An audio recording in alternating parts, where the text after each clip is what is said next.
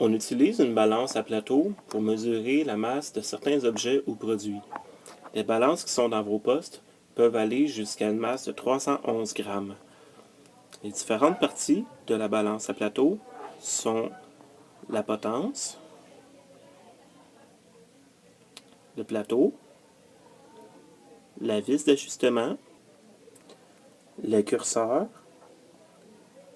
le fléau, le balancier et la ligne indicatrice d'équilibre. La première chose à faire avec la balance est d'installer le plateau sur le crochet le plus haut. Avant d'utiliser la balance à fléau, il faut s'assurer que tous les curseurs sont bien à zéro et que la ligne au bout du balancier et la ligne indicatrice d'équilibre sont au même niveau. Dans la plupart des cas, si les deux lignes ne sont pas vis-à-vis, c'est le curseur de dixième de gramme qui est légèrement déplacé et qui n'est pas à zéro. Il arrive parfois que, même si tous les curseurs sont au zéro, les deux lignes ne sont pas vis-à-vis au niveau du balancier et de l'indicatrice. Il faut alors ajuster le balancier avec la vis d'ajustement qui se trouve au bout du balancier. En faisant tourner la vis dans le sens horaire, nous allons faire en sorte que la ligne du balancier va descendre par rapport à la ligne indicatrice.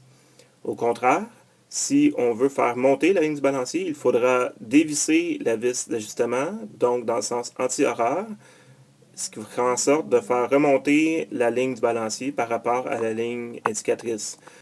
Il est assez rare que les balances soient suffisamment désajustées pour avoir besoin de beaucoup de tours de vis. Une fois notre balance bien ajustée, on peut commencer à peser des objets. On pose l'objet sur le plateau. La mesure se fait en déplaçant le curseur du plus lourd jusqu'au plus léger pour pouvoir vérifier quelle sera la masse. On va déplacer le curseur, coche par coche, jusqu'à ce que le balancier tombe. Lorsque le balancier est tombé, ça veut dire que le curseur qu'on a mis est trop lourd, alors on va le remettre à la coche précédente.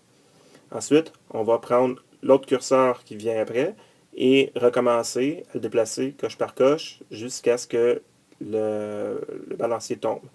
Donc, avec le curseur de 100 grammes, on le déplace. 100 grammes étant trop lourd, on le remet à zéro et on essaie avec le curseur de dizaines de grammes.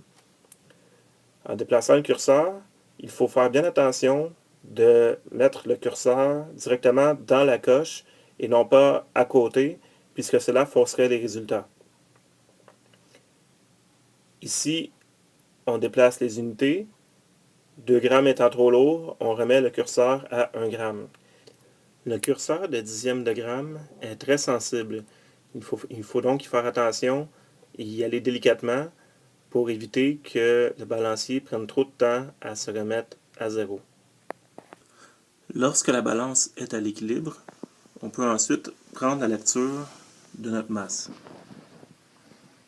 La lecture se fait en additionnant les valeurs indiquées par chacun des curseurs.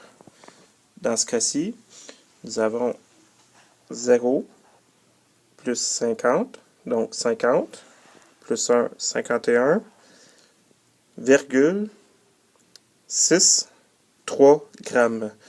Notre bouchon pèse donc 51,63 grammes. Lorsque vous avez terminé de prendre vos mesures, il faut enlever l'objet que vous pesiez sur la balance, remettre les compteurs à zéro et si vous avez complètement terminé avec la balance, il faut décrocher le plateau pour pouvoir l'entreposer. Donc, on décroche le plateau, on tient la balance par la potence et par le plateau et on va le porter à son poste.